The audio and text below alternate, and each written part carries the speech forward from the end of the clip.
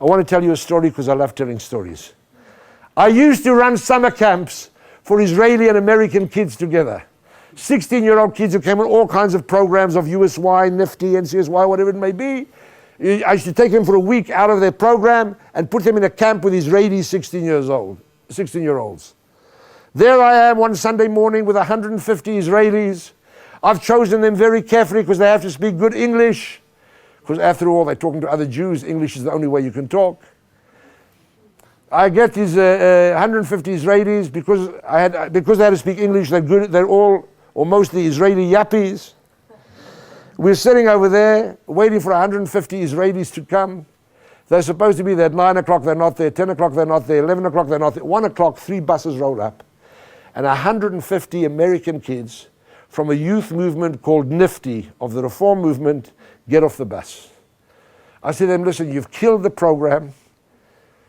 The morning program. The kitchen's driving me mad. They want to serve lunch. All of you go into the dining room together. So 300 Jewish kids walk into a dining room together. I walk on behind them, and I cannot tell who's who. They were all wearing jeans. They were all wearing sneakers. They were all wearing T-shirts. They all had something pierced somewhere on their body. I had no idea who was an Israeli, who was an American, until the end of the meal. At the end of the meal, the American Reform rabbi who was accompanying this group gets up and he says, okay, kids, the Birkat. You know what the Birkat is? It's the grace after the meal that Jews say. Where I come from, it's called Birkat Hamazon. In America, it's now called the Birkat. Bad Hebrew, but still. And the rabbi says, okay, kids, the Birkat. And 150 Americans sing the first verse of the grace after the meal in Hebrew, in harmony. It was so beautiful. I loved it. And the Israelis were in total shock. They'd never seen it. They'd never heard it. They had no idea what it was. They had no idea what it's good for. And they were the only ones who understood it.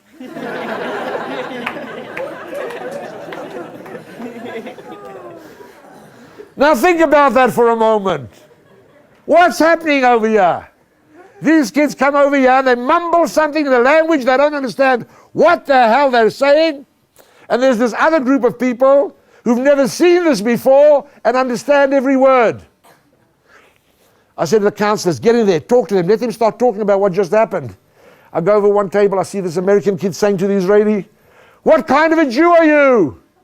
When was the last time you said the Birkat? Said what?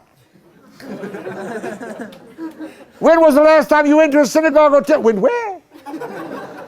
When was the last time you prayed? Did what? What kind of a Jew are you? And the Israeli looks at him and says, you're asking me what kind of a Jew I am?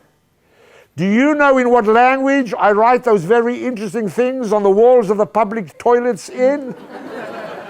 In Hebrew. Do you know what calendar I live by? Comes December 25th, I don't even notice it.